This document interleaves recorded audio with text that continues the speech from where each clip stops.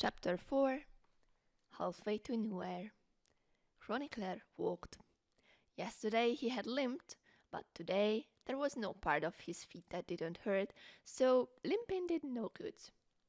He had searched for horses in Abbotsford and Ranish, offering outrageous prices for even the most broken down animals. But in small towns like these, people didn't have horses to spare, especially not with harvest fast approaching. Despite a hard day's walking, he was still on the road when night fell, making the rotted dirt road a stumbling ground of half-seen shapes.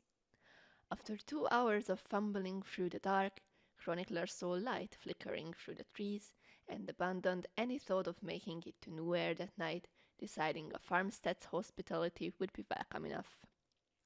He left the road, blundering through the trees toward the light. But the fire was farther away than he had thought, and larger. It wasn't a lamplight from a house, or even sparks from a campfire. It was a bonfire, roaring in the ruins of an old house, little more than 2 crumbling stone walls. Huddled into the corner, those 2 walls made was a man. He wore a heavy hooded cloak, bundled up as if it were full winter and not a mild autumn evening. Chronicler's hopes rose at the sight of a small cook fire with a pot hanging over it. But as he came close, he caught a foul scent mingling with the wood smoke. It reeked of burning hair and rotting flowers. Chronicler quickly decided that whatever the man was cooking in the iron pot, he wanted none of it. Still, even a place next to a fire was better than curling up by the side of the road. Chronicler stepped into the circle of firelight. "I saw your He stopped as the figure sprang quickly to its feet, a sword held with both hands.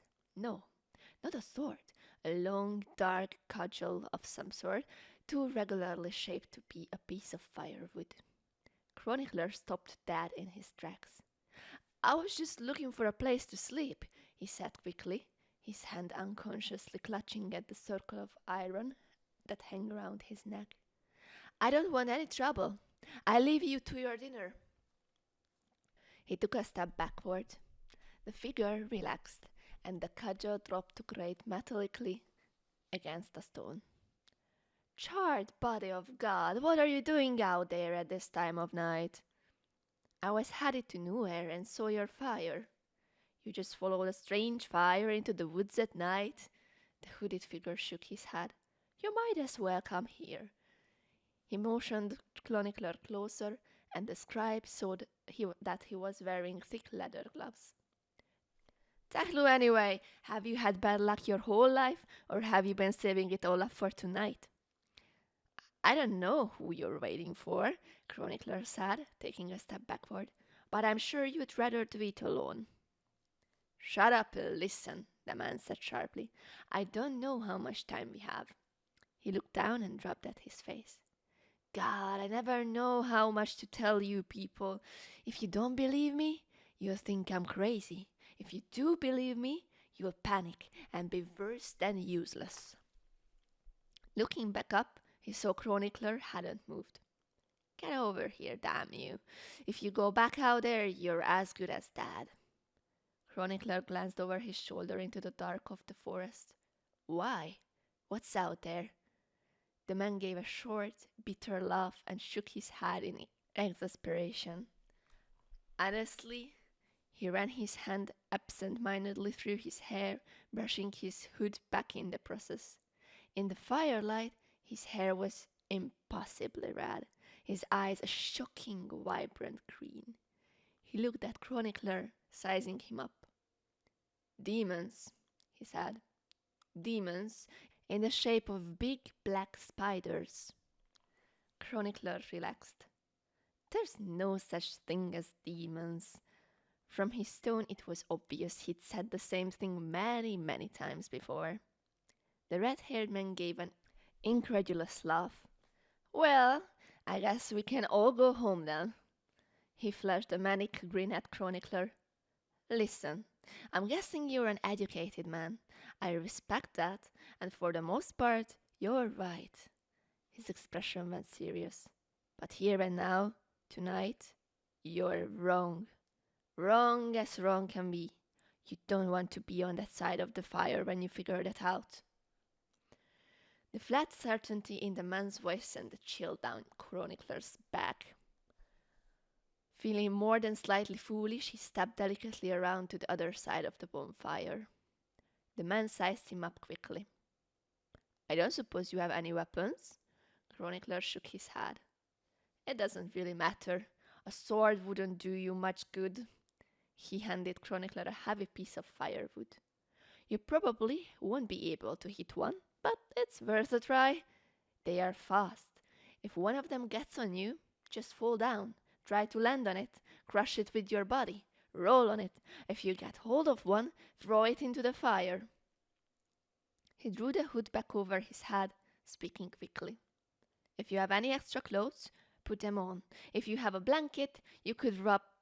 He stopped suddenly and looked out across the circle of the firelight. Get your back against the wall, he said abruptly, bringing his iron cudgel up with both hands. Chronicler looked past the bonfire. Something dark was moving in the trees. They came into the light, moving low across the ground, black shapes, many-legged and large as cartwheels. One, quicker than the rest, rushed into the firelight without hesitating, moving with the disturbing sinuous speed of a scuttling insect. Before Chronicler could raise his piece of firewood, the thing skirted sideways around the bonfire and sprang at him, quick as a cricket. Chronicler threw up his hands just as the black thing struck his face and chest. Its cold, hard legs scrabbled for a hold, and he felt bright stripes of pain across the backs of his arm. Staggering away, the scribe felt his heels snag on the rough ground, and he began to topple over backward, arms flailing wildly. As he fell, Chronicler caught one last glimpse of the circle of firelight. More of the black things were scuttling out of the dark, their feet beating a quick staccato rhythm against roots and rocks and leaves. On the other side of the fire, the man in the heavy cloak held his iron cudgel ready with both hands. He stood perfectly still, perfectly silent, waiting. Still falling backward with the dark thing on top of him, Chronicler felt a dull, dark explosion as the back of his head struck the stone wall behind him. The verse slowed, turned blurry, then black.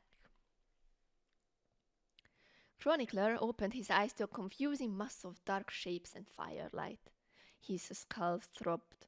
There were several lines of bright, clear pain crossing the backs of his arms, and a dull ache that pulled at his left side every time he drew in a breath. After a long moment of concentration, the world came into a blurry focus. The bundled man sat nearby. He was no longer wearing his gloves, and his heavy cloak hung off his body in loose tatters, but other than that, he seemed unscathed.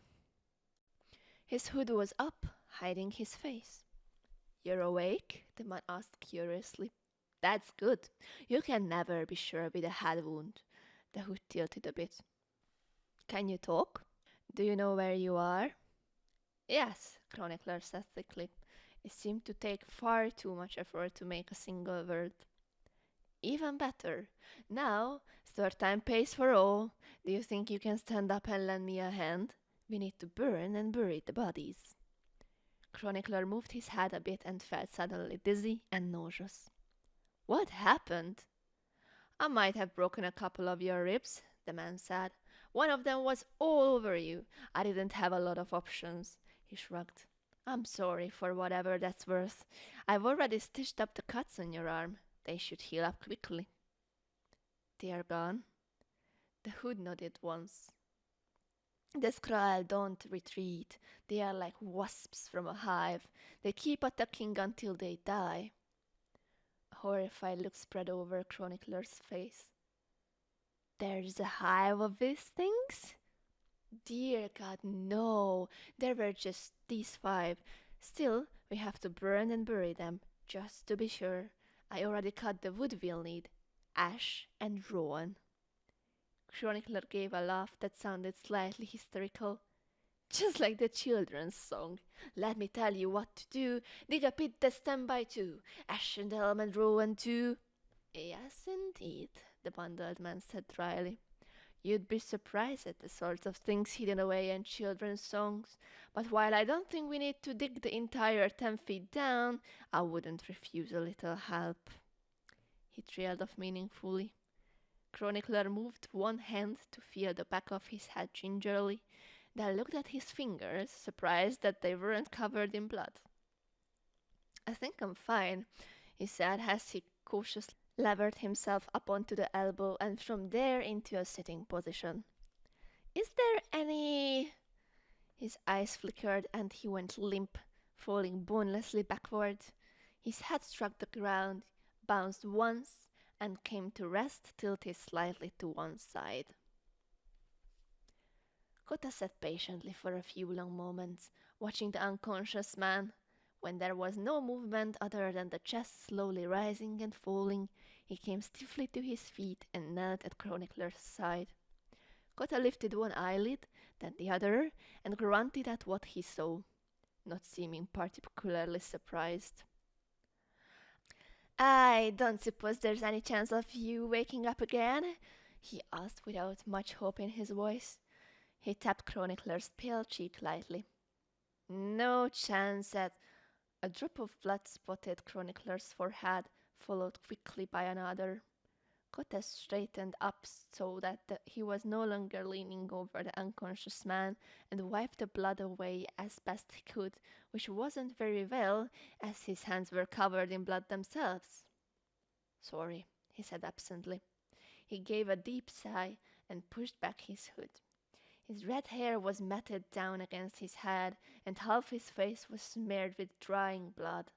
Slowly he began to peel away the tattered remains of his cloak. Underneath was a leather blacksmith's apron, wildly scored with cuts. He removed that as well, revealing a plain grey shirt of homespun. Both his shoulders and his left arm were dark and wet with blood. Kota fingered the buttons of his shirt for a moment, then decided against removing it. Climbing gingerly to his feet, he picked up the spade and slowly, painfully, began to dig.